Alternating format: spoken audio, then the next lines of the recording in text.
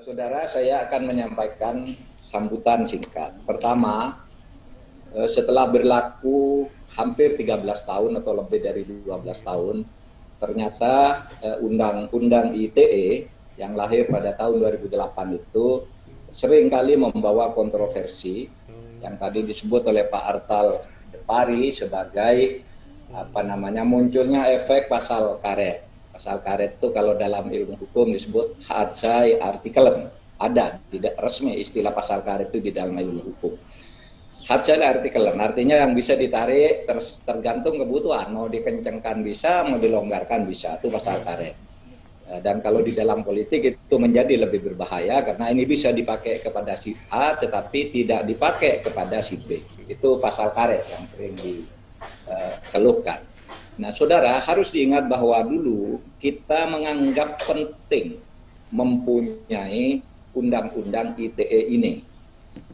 Menganggap penting pada waktu itu karena muncul sekali banyak tindak pidana yang ada di dalam berbagai hukum yang sudah ada tetapi diekspresikan melalui digital, melalui alat-alat teknologi informasi yang sangat canggih, sehingga pernah ada sekarang kita ini ada di situasi digital dictatorship.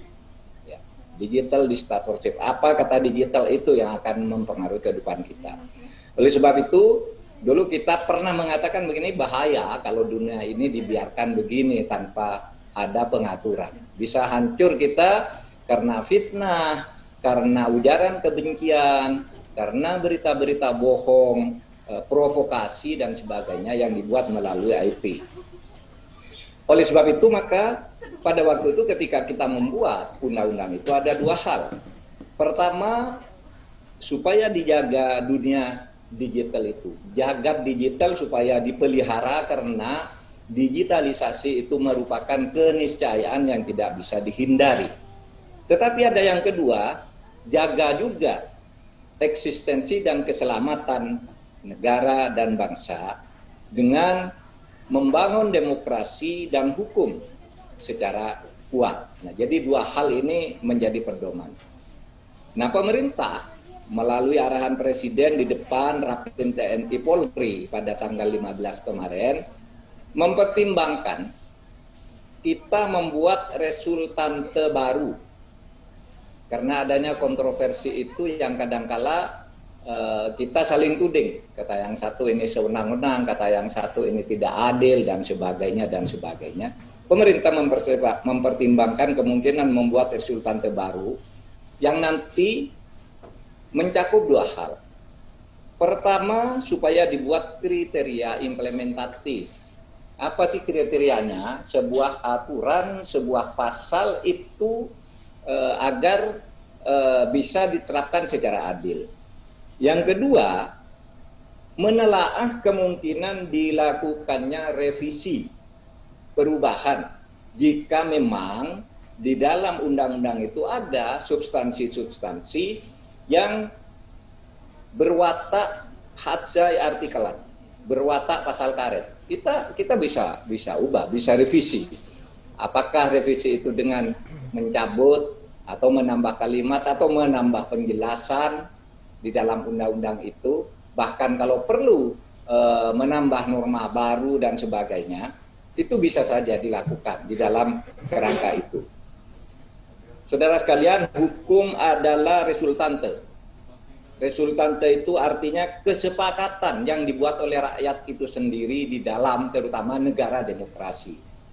Jadi karena hukum adalah kesepakatan, maka hukum bisa diubah dengan resultante baru. Dan kita sekarang sedang memikirkan, sedang mendiskusikan apa yang disebut resultante atau kesepakatan baru itu. Kalau kesepakatan yang dulu itu sudah dianggap sekarang kurang tepat atau melenceng, mari kita buat resultante baru sekarang. Jadi jangan alergi terhadap perubahan itu, karena di dalam ilmu hukum yang paling dasar itu selalu diajarkan hukum itu selalu berubah sesuai dengan perubahan masyarakatnya. Tidak ada hukum yang berlaku abadi. Sesudah dievaluasi ya berubah. Kalau perlu dicabut, cabut. Kalau perlu ganti, ganti. Yang penting masyarakat berubah, memandang sesuatu itu sudah beda, maka hukum bisa berubah. Itulah sebabnya dikatakan hukum itu kan ibi societas ibi ius. Bahwa di mana ada masyarakat, di situ ada hukum. Artinya masyarakat itu menentukan isi hukum dan karakter hukum yang harus dibuat oleh masyarakat itu sendiri. Yang kedua, kalau misalnya kalau saya kutip dalil-dalil fiqhiyah dalam hukum Islam itu ada dalil memang yang mengatakan begini, al hukmu yadurru yaduru ma'a illatihi. Hukum itu berubah jika alasannya berubah. Hukum itu berubah sesuai dengan illatnya. Kalau situasi berubah ya hukumnya bisa berubah. Itu biasa aja, jangan takut-takut mengubah hukum.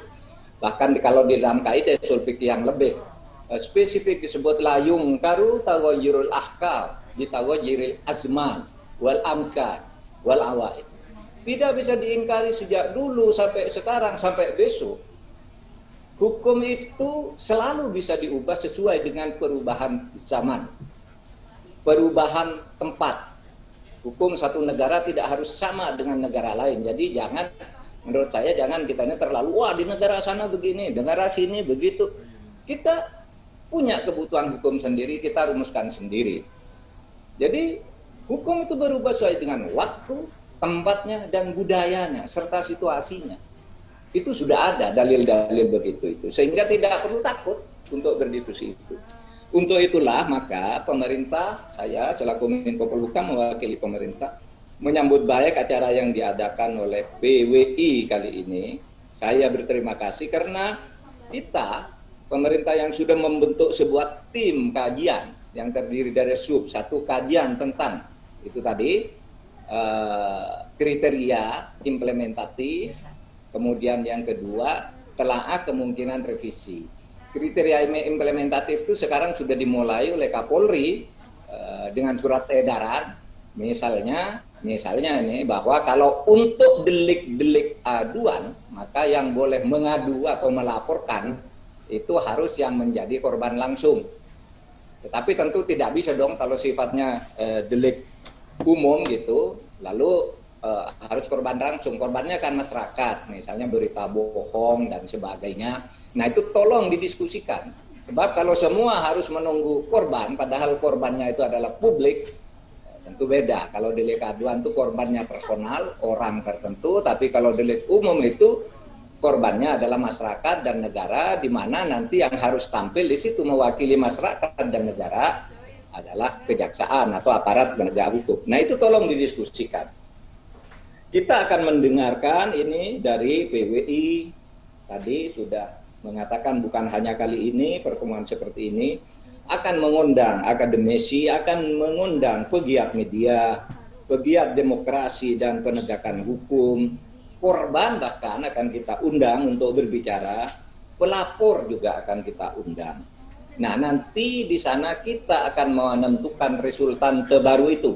Apakah resultan terbaru itu harus menambah, mengurangi, membuat tafsir, atau cukup mengatakan bahwa itu sebenarnya ada pada penerapan. Semua tidak tertutup kemungkinan. Nah, kalau bicara pada penerapan cukup pada pedoman teknis. Tapi kita tidak menutup kemungkinan, saudara, untuk melakukan perubahan yang sifatnya substantif. Manakala nanti diskusi-diskusi kita yang akan berkelanjutan ini nanti memang menghasilkan kesimpulan yang seperti itu.